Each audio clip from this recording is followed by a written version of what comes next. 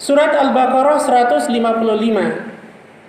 memberikan satu informasi yang akurat tentang hal itu, di mana Allah Subhanahu wa taala menegaskan, "Walanabluwannakum bisayyin minal khaufi wal ju' wa naqsim minal amwali wal anfusi wath thamarat wa basyiris sabirin."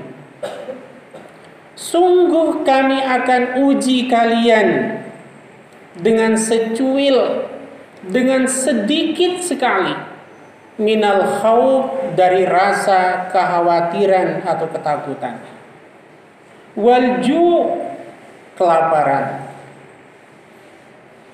wa naqsim minal amwali wal anfusi wath thamarat, kekurangan harta atau materi, lenyapnya jiwa, bahkan kekurangan buah-buahan.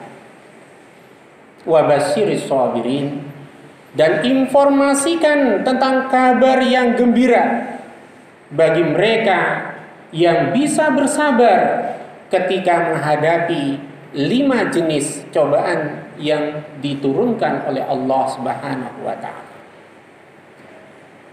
Jika ayat ini kita renungkan, kita kaji, ternyata di antara 5 sampel dari ujian-ujian yang diturunkan, yang diberikan oleh Allah Subhanahu wa taala kepada hambanya, 3 di antaranya sangat jelas terasa dalam kehidupan sosial dan berbangsa kita. Dan 2 di antaranya mungkin tidak terjadi secara masif, tetapi bisa terjadi secara kasuistis, dan itu real dalam kehidupan bermasyarakat kita. Untuk memahami ayat ini, maka di antara 5 contoh bala, ujian dari Allah Subhanahu wa taala, yang pertama adalah al-khauf, rasa takut. Rasa di mana kita semua saat ini secara masif atau dalam jumlah yang sangat banyak merasakan kondisi psikologis semacam itu.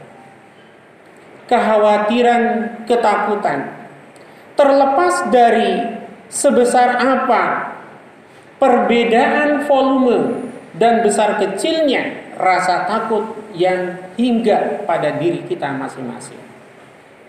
Tetapi yang pasti, ayat ini yang merupakan ayat qauliyah Allah menemukan momentum yang tepat dalam penjelasan dari ayat-ayat kauniyahnya, di mana rasa kekhawatiran, ketakutan, bahkan kepanikan itu terjadi pada banyak orang saat ini. Ketika Allah dengan izinnya, dengan iradahnya, terjadi pandemi COVID-19 saat ini, al-khauf. Lalu yang kedua adalah al-ju'. Mungkin secara masif tidak terjadi atau belum terjadi fenomena di mana rakyat dalam jumlah yang sangat banyak mengalami kelaparan, apalagi pada tingkat yang akut. Tetapi paling tidak, bukti-bukti sosial di mana orang sudah mulai kekurangan dan merasakan sulitnya untuk memenuhi kebutuhan primernya, baik karena dampak langsung dari pandemi ini ataupun karena konsekuensi sehingga ia mengalami PHK dan lain sebagainya, termasuk dalam lapangan bisnis dan lain sebagainya.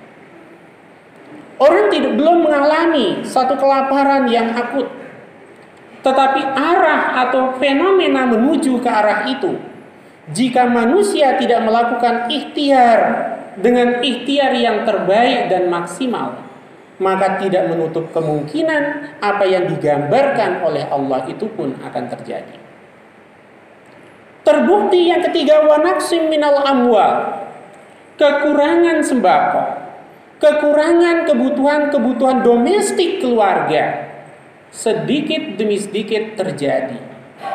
Apalagi kemudian pada tingkat ekonomi keluarga, yang pada awalnya tidak memiliki satu penghasilan yang tetap, maka akan semakin terasa wa nafsin minal amwal itu. Kekurangan, sehingga berbagai macam kejahatan-kejahatan yang muncul antara lain kadang dalam kondisi yang kejepit seperti itu, lalu menggunakan tindakan-tindakan atau solusi yang tidak beradab. Wa nafsin minal amwal, satu fenomena yang mulai terlihat. Tentu masyarakat kecil sangat merasakan itu. Bahkan dalam skala global, dalam skala bernegara kita pun juga terjadi. Maka ketika muncul apa yang disebut dengan new normal, secara kajian-kajian ilmiahnya, secara pendekatan kesehatannya, sesungguhnya Indonesia belum layak untuk menempuh apa yang disebut dengan new normal itu.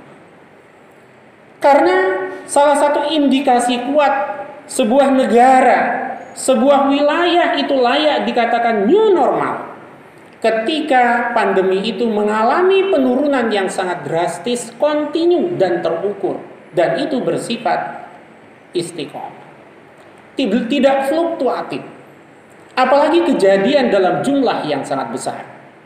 Maka para ilmuwan, para ahli kesehatan banyak yang tidak menggunakan istilah new normal, tetapi lebih menggunakan istilah new reality, realitas baru, di mana sesuatu yang awalnya tidak pernah kita pikirkan, mulai dari cara belajar anak kita, cara menuntut ilmu mereka, perkuliahan yang dulunya mungkin sedikit atau jarang digunakan, terjadi realitas baru karena pandemi saat ini.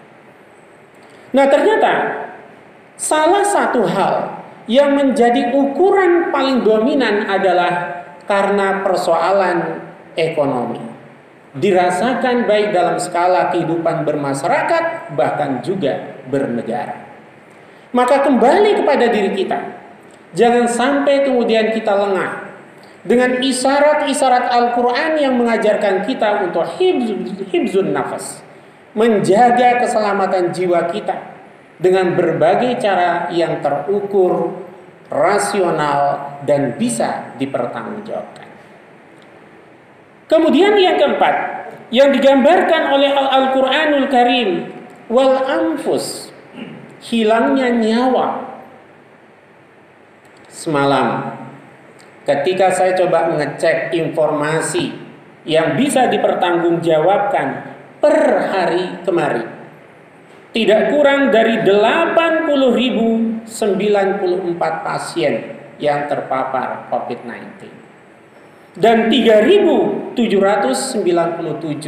yang meninggal dunia. Jumlah yang relatif cukup besar. Artinya wal anfus, kehilangan nyawa itu pun sebuah realitas yang sekian abad lalu digambarkan oleh Allah lewat berbagai macam kejadian, fenomena dan lain sebagainya. Salah satu jenis bala itu adalah kehilangan nyawa. Bertambah kesedihan ketika cara perawatan dan lain sebagainya tidak seperti hal yang biasa kita lakukan, namun terikat dengan protokol-protokol yang ada. Wassamarat. Kemudian yang kelima ini, kekurangan sesuatu yang menjadi kebutuhan pokok manusia, yaitu buah-buahan. Tentu dengan keanekaragamannya. Maka ini pun memang dalam skala kehidupan kita bernegara belum terjadi. Bahkan di antara para ilmuwan mengatakan kita masih surplus untuk persediaan beras kita. Tetapi toh kalau ini tidak diantisipasi, maka segala kemungkinan itu bisa terjadi. Dan itulah yang pula terjadi pada negara-negara tertentu. Maka wajar kemudian berbagai macam keadaan, berbagai macam cara dilakukan untuk melakukan sadduz zari'ah, langkah antisipatif, sehingga tidak terjadi problem yang lebih besar, dampak negatif yang lebih besar, baik dalam urusan harta, terlebih lagi dalam urusan nyawa umat manusia. Maka dalam menghadapi realitas semacam ini, ayat 156 menegaskan tentang sikap ideal yang harus kita ambil. Wa basyiris sabirin alladzina idza asabathum musibah qalu inna lillahi wa inna ilaihi raji'un. Ada dua solusi yang ditawarkan oleh Al-Quran. Yang pertama adalah kesabaran yang proaktif, sebagaimana yang digambarkan dalam banyak kitab tafsir. Salah satu definisi yang sangat tepat dalam memaknai arti dari kesabaran itu adalah hamlun nafsi alal makruh, memfokuskan diri terhadap keadaan yang sedang kita hadapi, sekalipun keadaan itu sangat tidak kita inginkan. Wa tautinuha ala ihtimalil makarih, dan memantapkan diri kita untuk menghadapi seraya mencari solusi yang terbaik. Maka mentalitas sabar yang diajarkan oleh Al-Quran bukan mentalitas pasif, tetapi sabar itu harus lahir dari sebuah keyakinan bahwa tidak ada sesuatu yang terjadi di muka bumi ini tanpa sepengetahuan dan seizin Allah Subhanahu wa Ta'ala. Keyakinan itu harus ada. Kalau kita yakin semua atas izin dan sepengetahuan Allah, maka langkah yang kedua adalah ikhtiar kita. Usaha kita harus sesuai dengan ajaran Allah Subhanahu wa Ta'ala. Seraya kita melakukan langkah berikutnya, istiqomah, kontinuitas, ajak terus-menerus melakukan usaha yang maksimal sehingga kita bisa keluar dari kondisi yang tidak kita inginkan. Maka kalau kita bicara tentang kesabaran yang ditawarkan oleh Islam adalah kesabaran yang proaktif, selalu berpikir dan berusaha untuk mencari solusi yang terbaik. Maka secara universal, ketika kita menghadapi sebuah kondisi, isyarat Quran mengajarkan kita fas'alu ahla dzikri in kuntum la ta'lamun. Kalau kita menghadapi pandemi ini, tentu yang paling paham adalah para ahlinya, para dokter dan para ahli-ahli medis yang memiliki keilmuan dan kompetensi di bidang itu. Lalu yang kedua adalah istirja. Kalau kita renungkan, ternyata istirja itu tidak sekedar kalimat inna lillahi wa inna ilaihi raji'un. Tapi istirja itu adalah sebuah kondisi spiritual seseorang, di mana seorang itu yakin dengan seyakin-yakinnya bahwa Allah memberikan ujian dengan kadar yang terukur. Allah pasti memberikan ujian dengan maksud yang positif, karena orang tidak akan pernah naik derajatnya, apalagi kualitas ketakwaannya, tanpa melewati sebuah ujian. Persoalannya adalah, apakah kemudian ujian itu akan kita lestarikan, ataukah kita justru mencari solusi yang terbaik dari setiap ujian, sehingga apa yang menjadi maqasid atau tujuan Allah menguji kita itu bisa kita dapatkan. Ma'asyiral muslimin rahimani wa rahimakumullah. Selain itu, pandemi ini sesungguhnya memberikan teguran kecil kepada kita. Betapa manusia begitu kecil dan kerdil di hadapan Allah Subhanahu wa Ta'ala. Betapa manusia itu lemah dan rapuh. Maka manusia itu tidak layak sombong dan angkuh, terlebih lagi kepada Sang Maha Pencipta Allah Subhanahu wa Ta'ala. Karena terbukti ketika Allah mengirimkan makhluk yang terkecilnya, bahkan kita tidak sanggup melihat dengan mata yang menjadi indera pemberian Allah Subhanahu wa Ta'ala secara langsung. Maka ini menunjukkan bahwa jangankan kita melawan dan membangkang kepada Allah, ketika Allah menghadapkan kita dengan makhluk yang terkecil ciptaannya, kita sebagai manusia banyak yang terkapar, KO dan tidak berdaya. Maka itulah apa yang digambarkan oleh Allah dalam surat Al-Baqarah ayat 26. Allah berfirman, Innallaha la yastahi ayyadriba mathalan ma ba'udatan fama fawqah. Allah tidak segan-segan, Allah tidak sungkan untuk memberikan pembelajaran kepada manusia dengan menciptakan seekor nyamuk atau bahkan makhluk yang lebih kecil dari nyamuk. Orang yang tidak berpikir menggunakan hatinya, qalbunya, atau berpikir dengan mengkontekstualisasikan antara keadaan dengan wahyu Allah, maka seolah-olah segala hal yang tidak kita inginkan itu selalu kita nilai negatif. Padahal nyamuk sendiri bermanfaat bagi manusia. Dan itu pun dijelaskan oleh Allah secara umum dalam Al-Quran. Wa khalaqa kulla syai'. Allah menciptakan segala sesuatu di muka bumi ini ternyata untuk umat manusia. Ada yang diciptakan sebagai kebutuhan domestik untuk dikonsumsi. Ada yang diciptakan oleh Allah sebagai ibrah, pelajaran supaya kita berpikir. Yang positif kita ikuti, yang negatif kita jauhi. Ada yang diciptakan oleh Allah sebagai pantangan keimanan. Diciptakan lalu diharamkan untuk kita konsumsi. Apakah kita taat kepada Allah Subhanahu wa ta'ala? Lalu ketika Allah menciptakan nyamuk dan Allah menjelaskan itu, manusia terbagi menjadi dua kategori yang dijelaskan oleh Allah dalam lanjutan ayatnya. Fa'ammal ladzina amanu faya'lamuna annahul haqqu mir rabbihim.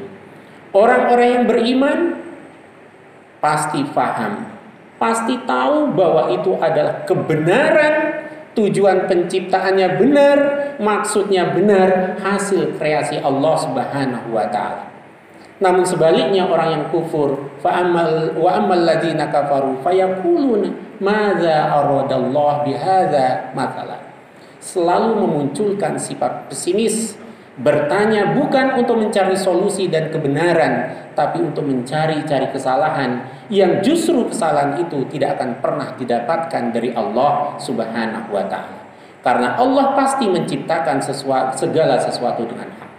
Semoga kondisi ini dan ayat-ayat yang saya sampaikan dalam khutbah kali ini mampu menjadi informasi, ilmu, serta menjadi tambahan kebutuhan spiritual kita dalam menghadapi segala cobaan, ujian dari Allah Subhanahu wa ta'ala. Barakallahu li wa lakum bil Qur'anil Karim wa nafa'ani wa iyyakum bima fihi minal ayati wa zikril hakim wa taqabbalallahu minni wa minkum tilawatahu innahu huwas samiul alim.